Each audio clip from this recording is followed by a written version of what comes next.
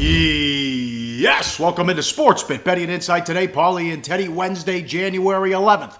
Big game breakdown, the Grizzlies and the Thunder. Butler against Creighton, that's number 12 against number 8. And Minnesota against Michigan State. Plus, the deep dive will touch on the divisional rounds, kick around some NFL trends there, and we'll answer your questions on YouTube and on tweets. And, of course, the play of the day where we have hit 7 out of 9. Bad beats, bad bets, bad for the books, and a little college football to start. And let's start with some of the bad beat. This is a tough matchup for the Celtics. They had a big lead in Toronto, but in both meetings, the Raptors have killed them on the boards, and the Celtics let that big lead get away late, Teddy. Oh, yeah. Boston up pretty much wire to wire in the second half of this game. They opened 4.5-point dogs, closed 5.5. They're up doubles in the third. They're still up 102-95, less than 5 minutes left, but the Raptors close on a 19-4 run. Boston really couldn't stop Lowry or DeRozan during crunch time. They couldn't match buckets. And Toronto, with the impressive defense down the stretch, bouncing back strong after losing the Bulls and Rockets over the weekend. Tough beat if you had Boston. Toronto, you got a little bit lucky. Yes, how about a 40-point triple-double for Harden? Rockets were laying 9 at home to Charlotte. They led by 20 at the half and led by 18 at the 8-minute mark. They continue to blow leads and make it interesting. They sure did. Charlotte actually took the lead in that game. When you're up 18 with 8 minutes left in the fourth quarter, you're not supposed to lose the lead in regulation. Charlotte took the lead. There was still 2.5 minutes on the clock. On a Frank the Tank, Kaminsky hit a three-pointer, and the Rockets closed out an 11-4-1 run for the win, but no cover. Yes, bad bets. No Wade, no Butler. And the Bulls should have won that game. Wiz get the win, but they screwed around. Yeah, and nothing but Washington money, obviously with no Butler or Wade. A game we talked about a little bit yesterday on Sports, but Wizards -10 up to -11.5. They win by a deuce. Heck, even Rajon Rondo back on the court for Chicago, yet the game still went to the final possession. And look at the numbers for the Wizards. John Wall on the court, 40 minutes of action. They're plus 26. In the 7 minutes and 52 seconds that he sat out, they were minus 24. That's been a problem for Washington all year. But when you see a team outscored by 24 points in the 8 minutes that their star player isn't on the floor, that's clearly a problem when it comes to Washington's bench. Well, that didn't last long. Baylor's run at number 1, blown out in Morgantown. Our winner would play of the day, and they were betting the under, and the thing flew over. Oh, yeah. The total got bet from 141 down to 138. Of course, the game lands 157. Let's give it a sports bit pat in the back. Remember that in college hoops, great defense can lead to points. Baylor, 29 turnovers. West Virginia, 15 steals. And many of those steals and turnovers leading to easy run-out baskets. Lots of offense off the defense. Total bettors got that one wrong. Bad for the books. How about the Nets? They don't know what to do. They can't put the number high enough. No, and this is a problem almost every year for the bookmakers in the NBA. The very worst teams, the books are really hard to price those squads correctly because so many teams take it easy on them that when a team shows up, they annihilate them. The Nets now 1-5 against the spread their last 6. Their only cover came as 13-point dogs in a game they lost by 8. Don't look now. Atlanta 7-0 straight up, 6-1 ATS, their last 7 ball games. And this was the time 2 years ago when Mike Budenholzer's squad went on a point spread run for the ages. It started 9-4 ATS in their first 13, and then they went 20-1 against the spread over the next 21 through December and January back in 2014.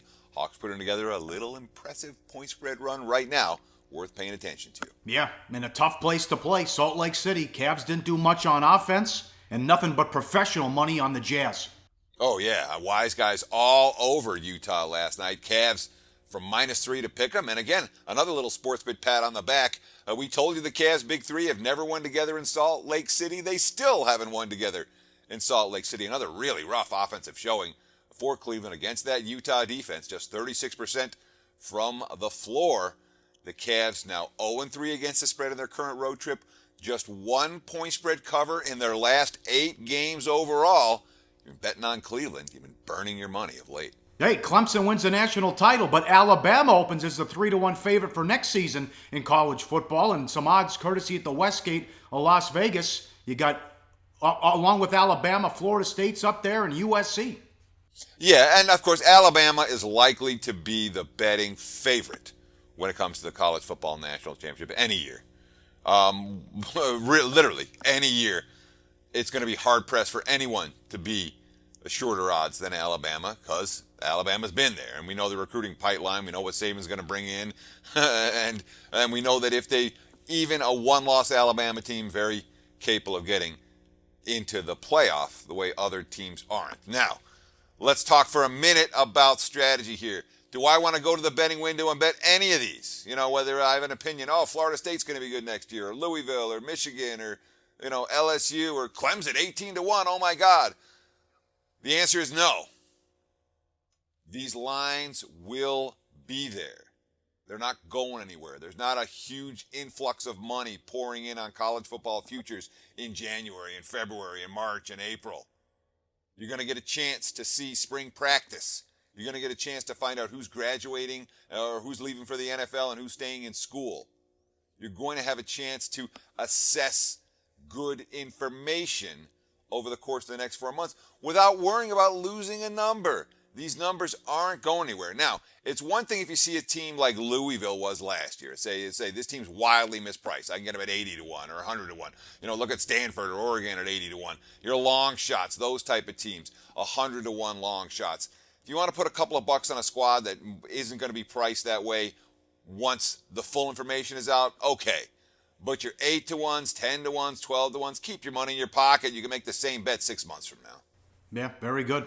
I'm with you on that. And let's tease the people. Let's look ahead. How about some of the top non-conference matchups in 2017? September 2nd, West Virginia against Virginia Tech and Landover. That's a good game. Texas A&M at UCLA, also September 2nd. September 9th, Auburn at Clemson. September 16th, Tom Herman in Texas at USC. Florida and Michigan, September 2nd. Look at that. How about that? September 2nd as well at AT&T Stadium. Oklahoma at Ohio State, September 9th. And again, to start the season, September 2nd, Florida State and Alabama. Sweet. So just like last year, remember that opening weekend of college football last year was as good as it gets in terms of marquee matchups. Looks like we're going to be seeing more of the same. But you're speaking games for next September. It's like you're speaking French to me, man. I can't understand a word of it. A little bit early for discussing the best games in college football for next year.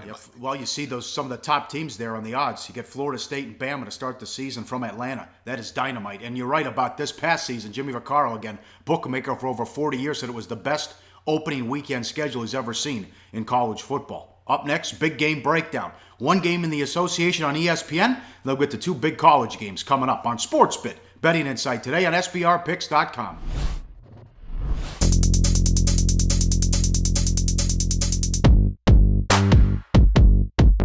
That's right, the 8th annual SBR Forum Bash will be held at the breathtaking all-inclusive Hard Rock Hotel in Punta Cana on Super Bowl weekend. Join Natalie Rydstrom and the Odds Couple as they mingle with SBR pros and have fun under the sun. Stay tuned for video coverage of Bash activities, including a $5,000 poker tournament sponsored by uwager.eu. Only on SBR, your sportsbook authority since 1999. Back on SportsBit, Betting Insight today, Pauly and Teddy.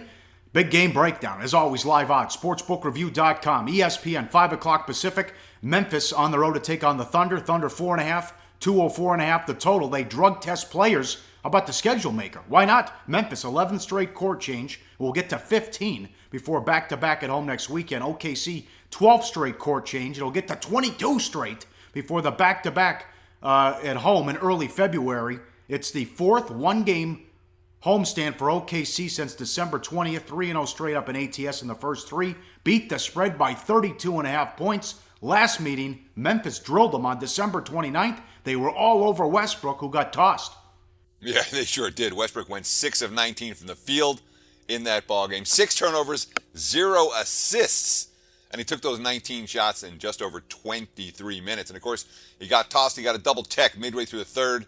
You wonder if he just wanted to get off the court, because they were getting beaten so badly. And they got beat down in that game. Westbrook, quote, honestly, it's crazy, man, especially to be ejected like that when I didn't do nothing. It was just crazy. because I feel like I don't get the benefit of the doubt most of the time. I get so many texts for just talking. I can't even say nothing when I'm getting hammered every time I go to the damn basket.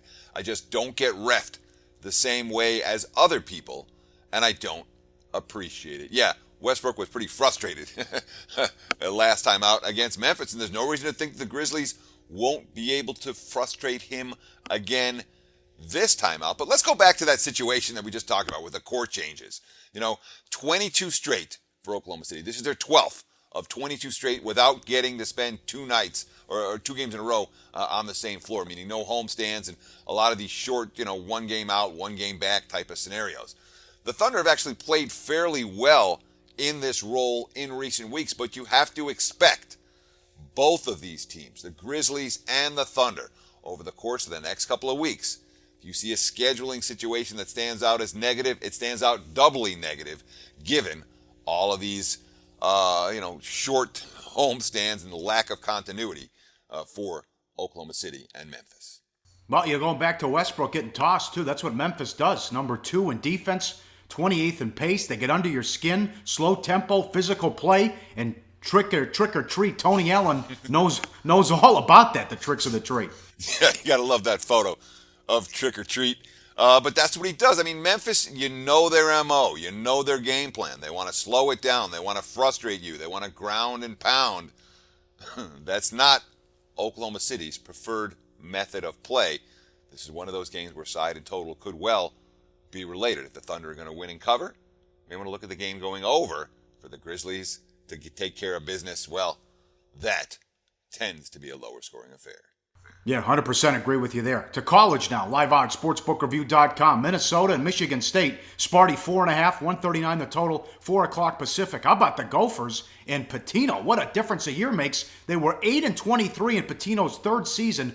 Barely had enough scholarship players to field the team down the stretch. They're 15-2 this year, 3-1 in conference play. And here's revenge for their only conference loss. They got beat at home, 75-74 in OT. They blew that game December 27th. Yeah, you remember that? That was OT where they lost that game. So they took Sparty to overtime. They're 15-2. 8-23 last year. They didn't have enough players to field the team. Stunning. Pitino has certainly recruited well, and now you have Nate Mason, you have Dupree McBriar, a couple of guys who have returned from being suspended last year. They're now team leaders. You have the sophomore, Jordan Murphy, man. He's one of the Big Ten's best power forwards. You have the freshman, Amir Coffey. He stepped right into a prime role. I like this Gophers team, and certainly, even though they blew the lead the first time around, they were up, 39-26 at the half in that game. Sparty had a 15-0 run midway through the second half to claw back, but I like what the Gophers have done since that loss. They didn't say, oh, man, we blew this lead, we screwed up, or they put their heads down. No, they bounced back with a win at Purdue and Northwestern back-to-back. To me, that's really impressive for Minnesota. Yeah, and Sparty's still trying to find their way. 6 losses already. Got beat by Penn State on Saturday by 9. And, this is not a true Izzo team because there's so many young players. And you bet he overscheduled. He already apologized to the team for what they did in the non-conference.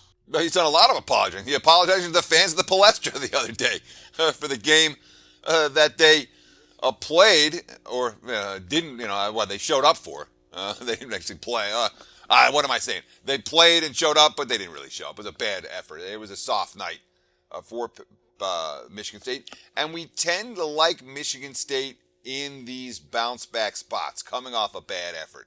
Izzo's teams at home historically have been pretty good, but you talk about those leadership issues and how young the team is. Look what Izzo's saying about Junior Tum Tum Nairn, trying to get him to become a leader.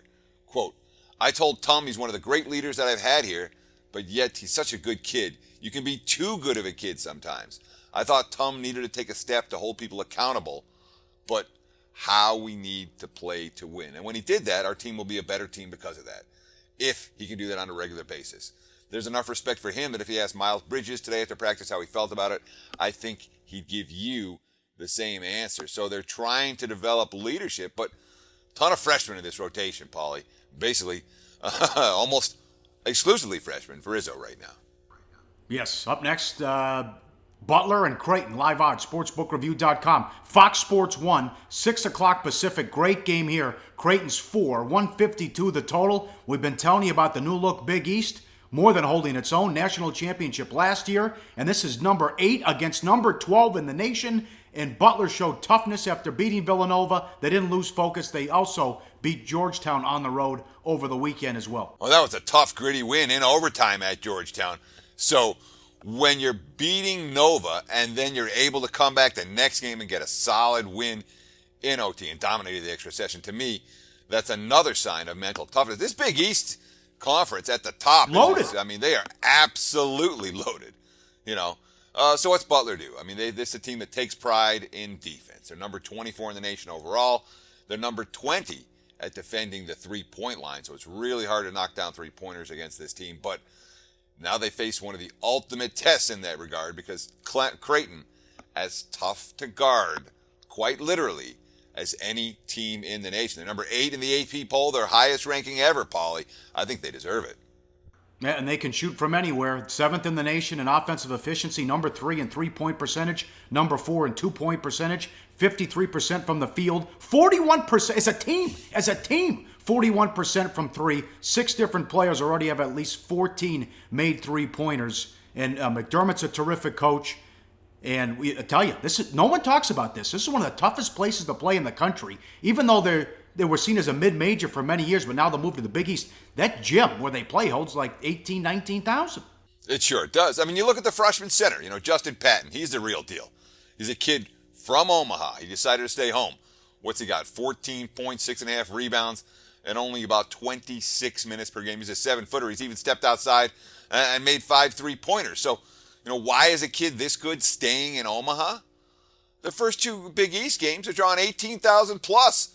The question, of course, is how long the Blue Jays get to keep the Frosh Center. Justin Patton. Here's a quote from head coach Greg McDermott.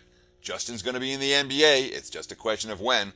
We'll have conversation with his family. The key is to go when you're most ready, and when he's ready, he'll have our blessing. We haven't had that conversation yet. We'll wait on that till the season's over. We do our due diligence like we did for Doug, Greg's son, and get reports from each team. Oftentimes, that's for someone else to decide, not necessarily Justin or us. He loves Omaha, he loves Creighton, he loves his teammates, but when his time comes and he's ready, he needs to go. Yeah, I like the Blue Jays. What do you think? It's a tough, you go Villanova, Georgetown, and then now to Creighton. Tough spot. No question. Hard team to bet against, though. Butler has proven their mettle in the toughest of environments this year. Not a game I expect to have any action on. All right, deep dive up next, divisional round NFL playoffs, and your questions, YouTube and tweets, plus the play of the day. Let's make it 8 out of 10 on SportsBit. Betting Insight today on SBRpicks.com. Go to SBRodds.com. Browse, compare, and shop live odds available at top online sportsbooks. All right, back on SportsBit, Betting Insight today. Time for the deep dive. Quickly, before we get to your questions, divisional round. Now, Teddy, this used to be money where you would just blindly bet the home team off the bye. They used to cash all the time. You remember they went to this current format in 1990. Teams off the bye were terrific there for a long stretch. Oh, yeah. When I first moved to Las Vegas in 1998, that was the playoff trend to pay attention to, was you bet on the home favorites coming off the bye week, take advantage of the public being in love with the teams that they saw the previous week that looked good, and that was a moneymaker throughout the 90s and into the 21st century. But like all trends, Pauly, it lasted for a while, and now the pendulum has swung back the other way. Well, yeah, not only that. Teddy, we had that run where teams were losing. Forget about covering the point spread. They couldn't win most of these games, and we're talking a lot of double-digit favorites. Last year, all 4 home teams won. That snapped a streak of 10 straight years where a team had lost off the bye. Teddy, we were talking about 15-1, 14-2, 13-3, and a lot of double-digit favorites that lost at home off the bye. Sure, and you look at the numbers this year, and only one of the 4 games is priced in non-competitive fashion. I wouldn't be shocked at all to see one of the home teams, or more than one, lose this coming weekend. And the trend last year that was snapped of all 4 home teams winning in the divisional round, that's the exception. That's not the rule. The rule of late has been somebody pulls off an upset. Yep, someone's going down. And a lot of those, too. Peyton Manning, whether it was the Colts or the Broncos. I think Manning had 9 one-and-dones, the all-time leader in playoff history. Some tweets, always at Pauly Howard, at Teddy_covers. We'll try to fit these in. You guys have done a great job so far since Teddy's ran on Friday. We love the participation and make you part of the show, and also the comments on YouTube. One viewer wants to know the books we like the best, and what do we recommend to use? Oh, that's an easy question. Okay, SBR. SBR is a sponsor for the show. They post the show every day. We are partners with them, and we're partners with them because they're good. All right. They've got really good ratings on sportsbooks. I encourage you. It's called sportsbookreview.com for a reason. For the offshores, no issues whatsoever. SBR, you can follow their rating system. I haven't seen any flaws in that. In Las Vegas, the books that cater to wise guys, Canner, CG, the Westgate Superbook, and the South Point.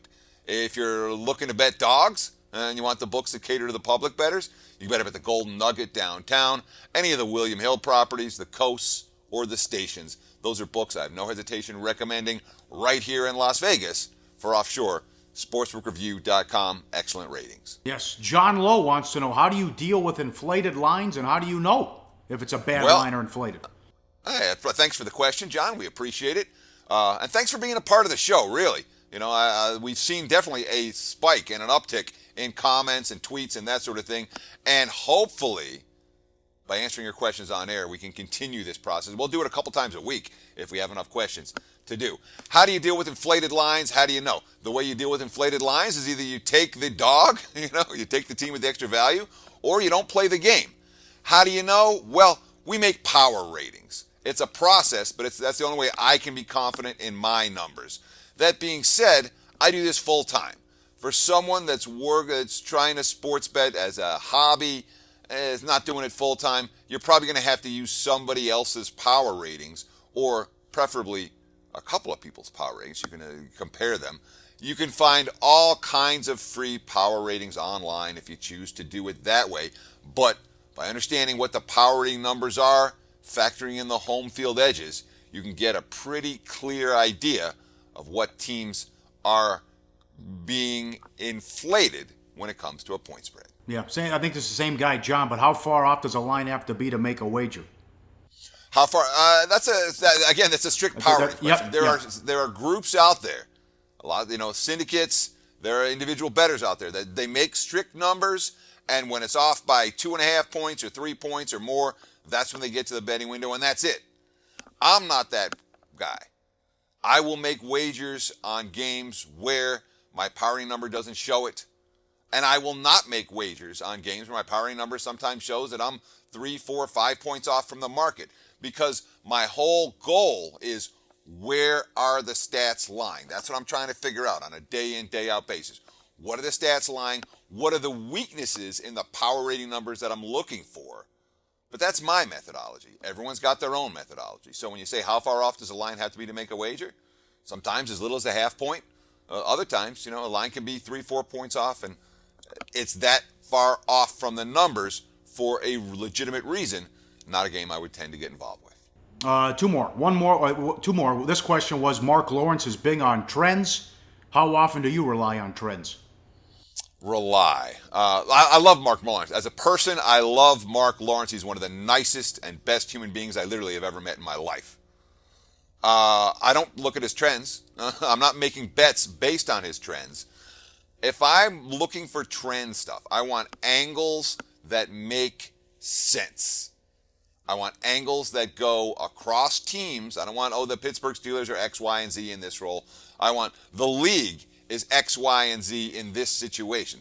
Those are the trends that tend to make sense. And I don't want trends with 62 parameters. Off a loss by 16 points or more in the point spread range of -3.5 to -7.5 on a Thursday. This team's 92-0. That's not what I'm looking for.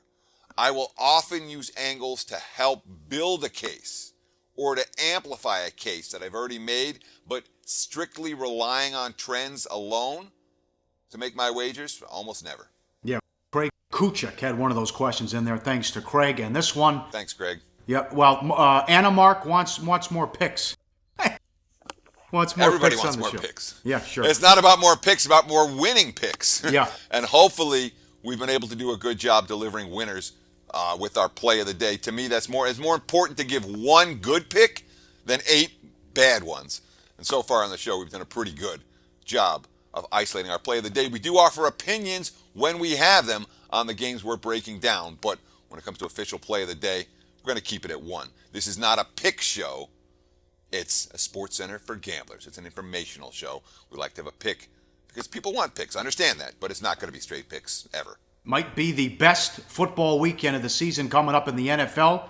We'll attack the divisional round games Thursday and Friday. We'll get to the Saturday games coming up tomorrow. Money time, play of the day. 47-25 on the football season. Let's make it 8 out of 10. Back to hoops in Minnesota and Michigan State. Betting number 727. The Gophers plus 4.5. Sparty's home court edge isn't what it used to be. 4-9 ATS the last 13. And Nate Mason, 14 points per game, 5.7 assists, 3.5 rebounds. Veteran savvy to hold up on the road. And revenge. Yes, they had them beat. They had a big lead they let get away. Let's go with Minnesota plus 4.5 for play of the day. And also thanks to Russ. Russ said Buffalo was a bad beat in college hoops. They were getting 1. They lost by 2 at home to Ohio. They blew a 14-point second-half lead. Oh, why not? Thanks a lot, Russ, for tweeting us as well. Fun show. We're back Thursday. Check it out. Playoff time, baby, on SportsBit. Betting Insight today on SBRPicks.com.